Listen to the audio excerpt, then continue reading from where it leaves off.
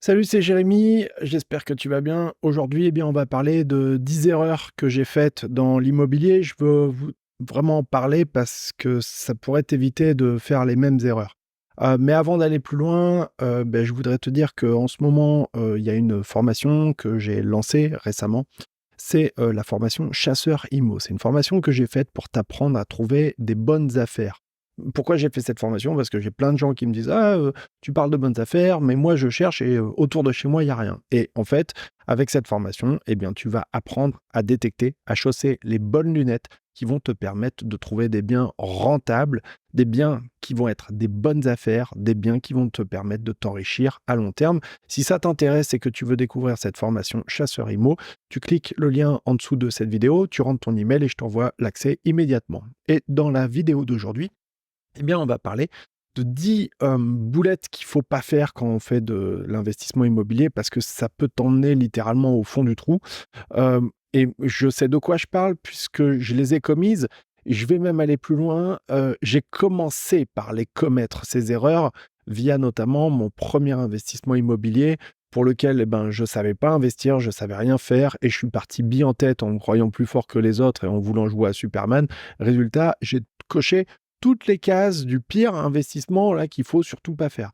J'ai acheté un bien pourri dans un mauvais endroit que j'ai payé trop cher en achetant auprès d'un particulier parce que je voulais absolument pas passer par les agents immobiliers parce que je pensais que c'était tous des voleurs.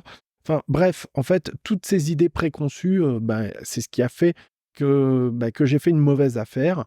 Et ça m'a pris du temps hein, pour m'en remettre parce qu'en plus de ça, il a fallu que je fasse des travaux pour rénover, etc. et que je revende plus tard avec une plus-value certes, mais sans récupérer tout l'argent que j'avais investi dedans au travers des travaux. Bref, la première boulette qu'il faut pas faire si tu fais de l'immobilier, c'est de ne pas faire de recherche approfondie. C'est-à-dire que si tu n'analyses pas sérieusement le marché local, l'emplacement, les trois règles hein, les plus importantes dans l'immobilier, c'est l'emplacement, l'emplacement et l'emplacement, hein, c'est ce qu'on dit. Hein. Voilà, si tu fais pas des recherches approfondies, forcément, tu vas pas connaître les tendances vraiment spécifiques. Et il faut bien comprendre un truc, c'est que quand on parle d'immobilier, on parle toujours d'un marché local. Il y a des tendances fortes au niveau national, mais au niveau local, d'une rue à l'autre, on peut avoir des différences de prix, mais qui sont monstrueuses. Tu vois, il y a par exemple à Paris le quartier des Abbesses qui est très joli, c'est Montmartre, c'est charmant, etc. Et pourtant, tu descends d'une rue et tu te retrouves à Pigalle dans le quartier où c'est les putes et le reste. Voilà. Donc, voilà, si tu veux essayer justement de te protéger et éviter de faire des grosses boulettes, il faut absolument prendre en compte le marché local. Et c'est important aussi pour cela de ne pas hésiter parfois à se faire accompagner de professionnels qui sont chevronnés. Faut les trouver parce qu'il y a aussi parmi les agents des gens qui sont pas toujours très professionnels et ça dessert ceux qui font bien leur travail et qui sont professionnels. Donc il faut essayer de les trouver et de travailler avec eux. Deuxième erreur. Enfin, tu vois, là, je t'ai dit une erreur, mais en fait, il y a plusieurs erreurs dedans qu'il ne faut pas commettre déjà. Mais la deuxième, c'est d'ignorer les coûts cachés. C'est-à-dire que si tu sous-estimes ou que tu ignores les frais annexes comme les taxes, comme les charges de copropriété, les assurances, les frais de gestion, mais ça peut être aussi les coûts de maintenance ou certains coûts de rénovation, ça peut vraiment t'emmener loin. Moi, typiquement, quand j'ai acheté mon premier bien immobilier, j'ai même pas évalué, j'ai même pas chiffré le montant des travaux. Je me suis dit: «Ouais, c'est pas grave, quoi que ça coûte, je le ferai petit à petit à mon rythme et puis bon an mal an, on va bien finir par s'en sortir». Ouais, je peux te dire que ça m'a coûté des billets, hein, cette affaire. Et puis surtout, comme je voulais tout faire moi-même et que je savais pas faire, ça a été encore pire parce que tu fais, tu défais, tu refais. Enfin, et puis en plus, tu finis par te décourager, t'épuiser là-dessus. Enfin, pour moi, ça a été terrible. Hein. Cette époque-là, ça a été vraiment des mois et des années qui ont été durs parce qu'en plus, tout ce que je gagnais, tout le peu d'argent que je gagnais, je le réinjectais dans les frais de rénovation pour mon appartement. Le troisième point important, c'est de ne pas, comment dirais-je, de ne pas inspecter suffisamment la propriété. Et quand je dis la propriété, ça va être l'immeuble. Moi, l'appartement que j'avais acheté, c'était dans un vieil immeuble qui datait du 19e siècle. T'imagines un peu? Et donc, du coup, si tu as des problèmes sur l'immeuble, par exemple, tu as la chaudière de l'immeuble qui tombe en panne, Ça, c'est des coûts qui sont énormes. Ou s'il y a des problèmes sur la toiture, ou s'il y a des problèmes d'humidité, d'infiltration, etc. Ce qui était mon cas, on avait des remontées d'humidité, c'était terrible. Et pourtant, j'étais au deuxième étage et c'était ingérable. C'était ingérable parce que du coup, ben, comme il y avait de l'humidité, ça remontait par capillarité. On avait fait passer des experts pour inspecter si ça venait des gouttières, etc. Les mecs, ils ont des gars avec des cordes et tout, tu vois, pour inspecter des pans de murs qui sont pas accessibles. Ils n'ont jamais rien trouvé. Ça a été un cauchemar. On s'en est jamais sorti de ce truc-là. Enfin, le seul moyen que j'ai trouvé pour m'en sortir, ça a été de revendre hein, à un moment donné. Alors, il y a une quatrième erreur qu'il ne faut pas commettre, c'est de mal estimer les revenus et les dépenses. C'est-à-dire que on va avoir tendance à surévaluer les revenus, les loyers qu'on va percevoir avec ce bien immobilier. Admettons que tu vois, tu veux faire du locatif en saisonnier, tu vois. Et tu te dis, ouais, super, tu fais des projections de ma boule, ouais, on va le louer au moins 21 jours par mois, etc. Et puis, bah, tu te retrouves avec une situation qui fait que tu n'arrives pas du tout à le louer au prix que tu avais prévu ou dans les conditions qui sont prévues. Et ben du coup, ça peut te mettre dans des sacrés problèmes. Je vais te donner un exemple. Il y a des municipalités, tu vois, qui ont passé récemment des lois pour restreindre ou à minima encadrer la location saisonnière. Bah, typiquement le Airbnb. Pourquoi? Parce que le Airbnb, bah, ça cause des problèmes, ça a des effets négatifs, notamment évidemment sur le lobby hôtelier, ça va de soi, mais également sur la vie de quartier, puisqu'on se retrouve avec des quartiers entiers dans lesquels il y a plus d'habitants, mais il y a que des gens qui sont de passage, quoi, tu vois? Donc ça crée des vrais problèmes, à long terme. Du coup, certaines municipalités passent des lois, elles changent les règles et toi, tu es parti avec un plan, avec, des règles qui étaient établies. Poum, les règles, elles changent en cours de route, bah, toutes tes projections, elles tombent à la flotte, hein. Il y a un cinquième point qui peut être dangereux, c'est de ne pas avoir suffisamment de sécurité financière. Je m'explique. Quand tu fais de l'immobilier, tu vas toujours avoir des dépenses. Donc, il faut te garder une marge de sécurité, il faut garder des thunes, il faut garder un matelas parce que, tu sais, dans la vie, toi, en tant que personne, en tant que particulier, il arrive qu'on ait des imprévus. Tu sais, moi, je recommande d'avoir un matelas de sécurité, etc. Mais si tu commences à faire de l'immobilier, c'est encore pire parce qu'il peut t'arriver une tuile sur le bien que tu possèdes. Donc, c'est toujours la même affaire. Si tu as la trésorerie pour pouvoir faire ces travaux-là tout de suite maintenant, c'est bon, il n'y a pas de problème. Si tu ne l'as pas, bah, tu vas devoir emprunter. Enfin, tu vois, ça va être la galère. Typiquement, regarde.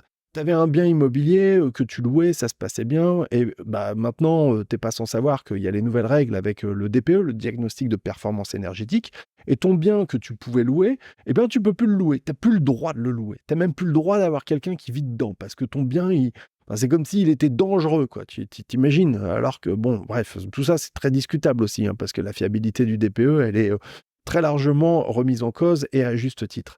Toutefois, la situation étant ce qu'elle est, tu te retrouves avec un bien qui t'apporte rien, que tu peux pas louer et devant lequel tu as quand même des taxes foncières, tu vois, une taxe foncière annuelle, des frais, des assurances.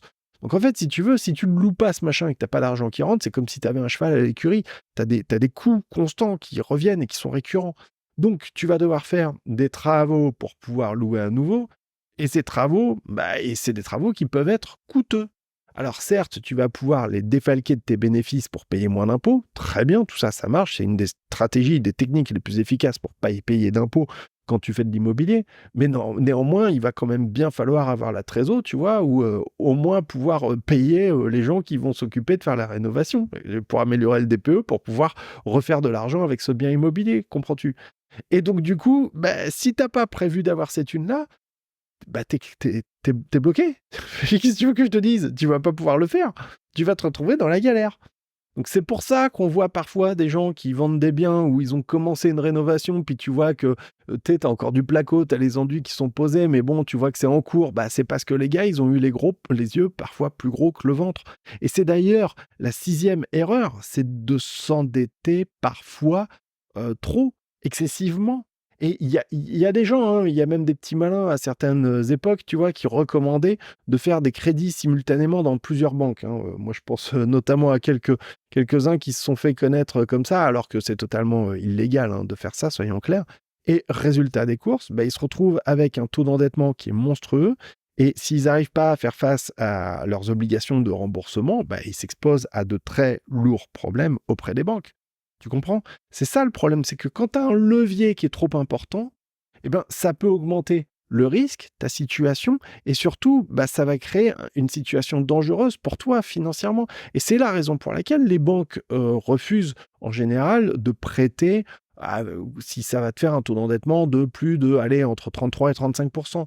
Alors maintenant, tout ça, il faut le pondérer parce que la bonne vision des choses, ce serait de réfléchir en reste à vivre. C'est-à-dire que si tu as un médecin ou quelqu'un qui gagne très bien sa vie, tu vois, je sais pas, qui gagne 10 000 euros, voire même plus, hein, bon, eh ben, normalement, si tu prends 33% de ses revenus, voilà, ça veut dire qu'avec 3 300 € par mois, tu vois, il peut encore vivre très largement pour payer son loyer, pour payer sa bagnole, ses dépenses, etc. Tu vois, avec 3 300, si tu divises le truc.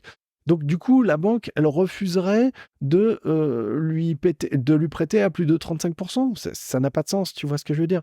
Donc tout ça, il faut réfléchir en termes de reste à vivre. Il faudrait, mais les banques, elles appliquent les règles qui sont en général de ne pas laisser les gens s'endetter à plus de 33-35%. Voilà. Mais au-delà, ça va vraiment être compliqué, on va dire. Voilà. Mais c'est pour ton bien en vérité. Alors tout ça, évidemment, c'est si tu investis en nom propre, évidemment. Si tu investis en société civile immobilière, en SCI, bah, tu peux passer la seconde et créer vraiment beaucoup plus de déficit sur la société. C'est des choses qui se font aujourd'hui. 8e point, c'est de ne pas anticiper les taxes futures. Et ça a été quelque chose de dramatique pour certains qui ont vu la taxe foncière du bien qu'ils ont acheté exploser, exploser. Certains endroits, la taxe foncière, elle a fait x2. T'imagines? Une taxe qui double, quoi. T'imagines? C'est quelque chose qui est terrible. Et donc, bah, ça plombe complètement la rentabilité de ton investissement. C'est ce qui peut t'emmener à la casse, hein, clairement, hein. 9e erreur, c'est de ne pas diversifier. Il y a des gens qui vont mettre énormément d'argent dans un bien immobilier. Tu vois, genre, tu vas acheter un très bel appartement dans un très beau quartier et bah, tu vas avoir un locataire dedans. Mais si pour une raison X, Y ou Z, l'appartement est vide, que tu as une vacance locative, bah, ça veut dire que tu as un manque à gagner qui est énorme. Et ça, ce problème-là, ce risque-là, on peut le diluer, notamment en n'achetant pas un appartement ou un bien immobilier, mais en achetant un ensemble. C'est une des raisons pour lesquelles moi j'aime beaucoup les box parking garage, parce que regarde, on va faire simple, on va prendre un bien qui va coûter, je sais pas moi, mettons 300 000 €, d'accord? 300 000 €, tu peux acheter un très bel appartement ou tu peux acheter une maison, très bien, ou bien tu peux acheter une trentaine de box à 10 000 € le box. Donc à ce moment-là, si tu as une trentaine de box à 10 000 € le box, d'abord, bah, tu vas avoir une rentabilité de base qui sera en général bien meilleure qu'avec un appartement, d'une part, ou une maison. En général, hein. Après, évidemment, il faut regarder au cas par cas, ça va de soi. Deuxièmement, les banques, elles aiment bien financer ce genre de biens, tu vois. C'est plus facile d'une certaine manière parce qu'elles savent qu'il y a peu de chances que les 30 box soient tous vides en même temps. Tu vois ce que je veux dire? Donc, et si tu as besoin de liquidité, de revendre à un moment donné, bah, tu peux très bien en revendre un, deux ou trois, c'est pas un drame. Tu peux en revendre un petit peu comme ça, parce que bah, voilà, c'est des petits prix, c'est une bonne liquidité, et il n'y a pas de plus-value jusqu'à 15 000 €, tu vois. Donc c'est quand même assez intéressant, il y a quand même des choses assez intéressantes qu'on peut faire avec les box, mais l'approche globale, c'est de se rendre compte qu'il ne faut pas mettre tous ses œufs dans le même panier. De la même manière, il ne faut pas non plus que investir dans un seul type d'actif comme des box garage, tu vois. C'est intéressant d'avoir plusieurs biens à plusieurs endroits pour plusieurs profils et types de locataires, par exemple. La 10e erreur, et celle-là, c'est la pire, c'est de ne pas voir la réalité en face. C'est de tordre la réalité. C'est de voir, en fait, que tu es peut-être en train de faire une boulette, peut-être en train de faire une connerie, disons le mot, mais que bah, tu continues dans ta connerie, tu continues dans ta boulette, tu veux pas avoir la réalité en face, tu veux pas t'arrêter, et puis tu vas y aller à tout va. Moi, c'est l'erreur que j'ai faite, je te dis, avec mon premier appartement. Il y avait des travaux énormes, et plutôt que de me dire, ah bah tiens, bah voilà, j'ai fait une erreur, donc bah, du coup, bah, je vais pas aller plus loin, je vais revendre et tout, et voilà. Bah, je me suis dit, non, non, on va aller jusqu'au bout, et puis on va continuer, et puis on va refaire. Et même le pire, c'est que au bout d'un moment donné, j'ai fait tellement de travaux, tu sais, c'était mon appartement, c'était ma première résidence principale, je voulais qu'il soit beau, parfait, etc. Et en fait, si tu veux, ça a créé un problème de cohérence entre le quartier qui était pourri, hein, c'était la rue de la République à Saint-Denis, hein, pour ceux qui connaissent, c'est pas l'endroit le plus sexy du monde. Et en même temps, eh bien, j'avais fait une rénovation qui était tellement bien et qui était tellement belle que du coup, au moment de revendre, eh ben, j'ai pas pu faire une très belle plus-value parce que j'ai été bloqué à cause du quartier. Ce qui veut dire que l'emplacement, le quartier, c'est plus important que le bien en lui-même que la qualité de la rénovation que tu vas faire, etc., etc. Il faut être cohérent. Il faut faire des choses qui soient cohérentes en fonction de l'endroit où tu es. Si mon appartement, il avait été, je sais pas moi, dans le 16e ou à Enghien-les-Bains, tu vois, j'aurais pu le revendre beaucoup, beaucoup plus cher que je ne l'ai fait parce qu'on avait une belle rénovation qui avait été faite dans un appartement. Mais l'appartement, son problème, c'est que comme il n'était pas au bon endroit, ben, je l'avais dans l'os, quoi. Et ça, je le sentais, mais si tu veux, j'ai continué à m'enfoncer dans cette espèce de bêtise de ne pas vouloir regarder la réalité en face. Voilà, donc c'était quelques points dont je voulais te parler qui me semblent vraiment importants, des erreurs que j'ai faites, il faut savoir faire preuve d'humilité et se dire les choses, mais si tu fais gaffe à ces erreurs, tu peux vraiment augmenter tes chances de faire des bonnes affaires, et je vais aller plus loin, si tu veux vraiment chasser les bonnes affaires et faire une bonne affaire, là tu peux en trouver là avant la fin de la semaine, eh bien tu peux regarder le lien en description de cette vidéo, tu écris ton email et je t'envoie tout de suite l'accès à la formation Chasseur IMO. C'est une formation que j'ai faite pour t'apprendre comment réussir à trouver des biens qui sont rentables, mais trouver des bonnes affaires. Parce que en vérité, c'est le seul moyen de réussir à vraiment s'en sortir cette année, tu vois, à partir de maintenant, c'est de gagner de l'argent au moment de l'achat en achetant en dessous du prix normal de marché. Et encore une fois, plein de gens, même parfois des clients me disent « Ah ben je trouve rien autour de chez moi ». C'est parce qu'ils ne savent pas chausser les bonnes lunettes, c'est parce qu'il y a un problème de méthode. C'est pas de leur faute, c'est pas de ta faute si tu n'arrives pas à en trouver, c'est parce qu'on t'a pas montré comment faire. Moi, je te montre comment faire. Et à l'occasion du lancement de cette formation, eh bien, je t'offre 150 € de réduction. Cette offre, c'est valable jusqu'à lundi. Tu rentres ton email en dessous, là, dans le lien, et je t'envoie l'accès immédiatement. Allez, salut chez toi.